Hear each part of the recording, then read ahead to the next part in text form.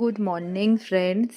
এটা হচ্ছে আজকে 2025-এর ডিসেম্বরের 1 তারিখ, আর এটা হচ্ছে এই বছরের লাস্ট একাদশী। আমরা আর 2025-এ একাদশী পাবো না, তাই আজকে আমাদের বাড়িতে ভেজ।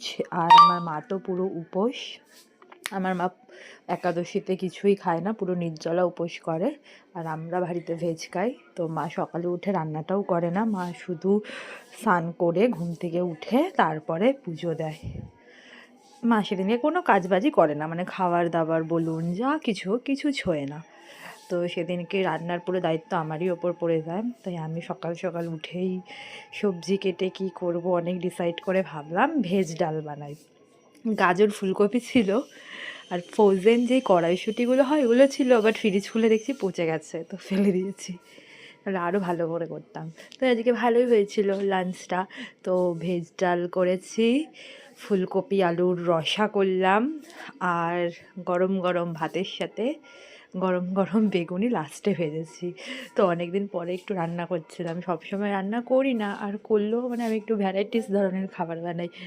এই দুপুরের লাঞ্চটা খুব কমই বানাই, আর যদিও বানাই ধরুন এরকম চিকেন মাটন কোনো মাছের ভালো কোনো রেসিপি থাকলে তাহলেই করি, নাহলে আমি করি না। তো খুব সাধারণভাবেই করেছি, একদম মানে মিক্সি ইউজই করিনি।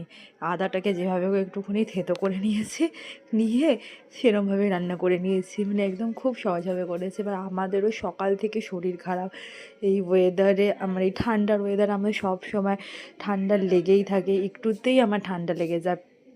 আর কিন্তু এত সুন্দর করে রান্না করেছিলাম ফুলকপির রোস্টটা, কিন্তু ফুলকপির রোস্টটাই খাওয়া হয়নি, শুধু ভেজ ডাল আর বেগুনি দিয়েই আমি আর আমার বোন ভাত খেয়ে নিয়েছি। মানে অনেক দিন পরের ভেজ ডালটা না পুরোটা ঘি দিয়ে ফোড়ন দিয়েছিলাম, এর জন্য আরও ভালো লাগছিল। লাস্টের ওই ভিডিওটা করা হয়নি ভেজ ডালের, এই যে এটা বাবাকে খেতে দিয়েছিলাম সবার ফার্স্টে।